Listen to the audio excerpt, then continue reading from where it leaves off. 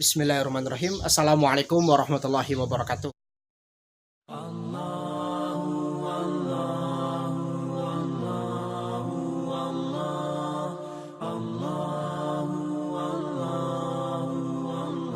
Ya Sobat Miftah, jumpa lagi dengan saya Miftah di channel Miftah Rahman. Teman-teman, pada video kali ini saya mau ngasih lihat ke teman-teman kalau kolam yang di video terakhir yang kita buat itu kan waktu itu lagi dibikin ya teman-teman. Nah sekarang hari Selasa saya main ke sini, ternyata kolamnya udah jadi semua teman-teman. Bahkan di sini tuh udah lagi ngisi air ya. Tuh ya teman-teman, bisa dilihat ya, airnya masih jernih banget tuh. Nah, jadi kolamnya itu berarti masa pembuatannya kurang lebih 1 minggu ya teman-teman. 13 kolam ya, kolamnya terbuat dari terpal. Nah sekarang lagi diisiin airnya nih teman-teman. Biar lebih jelasnya saya mau ngasih lihat ke teman-teman nih dari berbagai sisi ya, biar kalau misalnya teman-teman mau bikin juga di rumah ya, misalnya punya pekarangan juga atau punya tanah yang kosong, teman-teman bisa manfaatin nih buat jadi kolam melihara ikan live bearer. Soalnya dengan memanfaatkan pekarangan yang ada nih teman-teman, terus kita jadikan kolam ya untuk kita pelihara live bearer, itu bisa jadi investasi yang luar biasa ya. Dari situ kita bisa menghasilkan ya banyak ikan, baik itu ikan gapi, plati maupun moli, dan dari situ kita bisa ngejualnya teman-teman. Dan masa panennya itu kalau misalnya dimulai dari awal ya, itu kurang lebih 3-4 bulan itu udah bisa panen dan bisa dijual.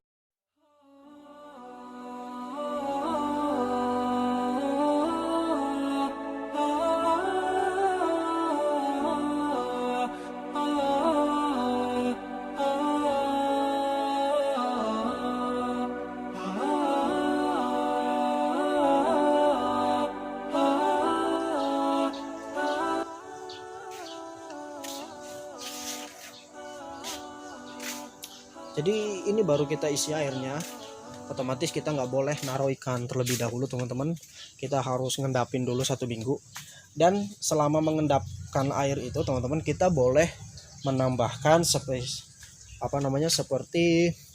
daun ketapang kering ya, daun ketapang kering. Nanti kita taruh juga di sini, kita pakein tudung saji gitu, terus kita taruh daun ketapangnya di situ. Jadi kayak orang nyeduh teh gitu teman-teman ya.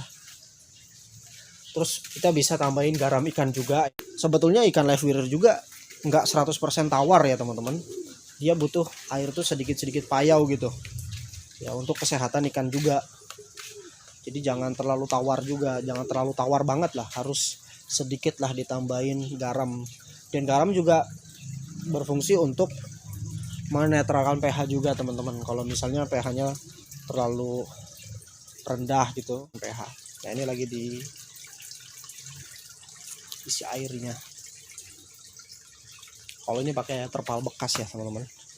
Jadi sebelumnya kita punya kolam juga yang itu udah dibongkar. Nah ini dimanfaatin lagi nih terpalnya, dua terpal ini. Sisanya baru semua.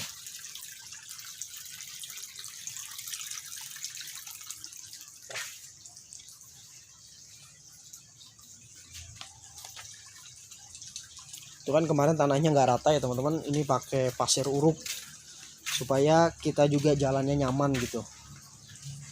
Dan pasir uruk ini ya sebentar doang biasanya jadi tanah teman-teman ya, sebentar doang juga nanti jadi tanah.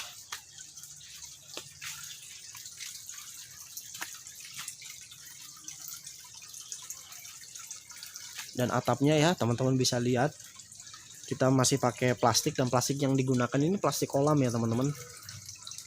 Plastik kolam, bukan plastik UV, bukan, ini plastik kolam biasa. Terus pakai paranet juga biar nggak terlalu terik juga ya, biar nggak terlalu terik.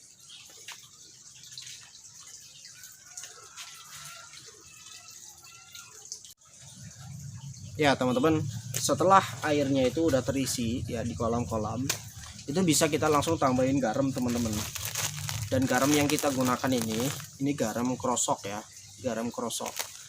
Sebetulnya ada juga garam ikan, tapi kalau saya pribadi pakainya garam krosok aja. Soalnya ya mudah didapat teman-teman, di warung itu ada. Ya. Jadi ini garam krosok dan garam krosok itu non yodium ya teman-teman. Jadi nggak ada campurannya. Nah, terus gimana kalau misalnya pakai garam dapur biasa? Menurut pengalaman orang-orang yang saya kenal teman-teman yang dia ternak live bird juga, katanya sih nggak jadi masalah mau pakai garam yang beriodium maupun yang tidak beriodium. Intinya ternyata zat yodium juga nggak terlalu berpengaruh gitu kepada kesehatan ikan. Jadi nggak bikin ikan itu sakit, enggak kok. Malah banyak juga yang ngobatin ikan itu dengan garam dapur biasa gitu. Jadi menurut saya sih aman-aman aja. Cuma karena di sini saya pakainya garam yang murah. Yang murah ini kan ini 4 ribuan ya teman-teman. Kurang lebih 4 ribuan. Mungkin di daerah teman-teman bisa lebih murah atau lebih mahal. Nah, satu kolam ini teman-teman ukuran 2x1 ya.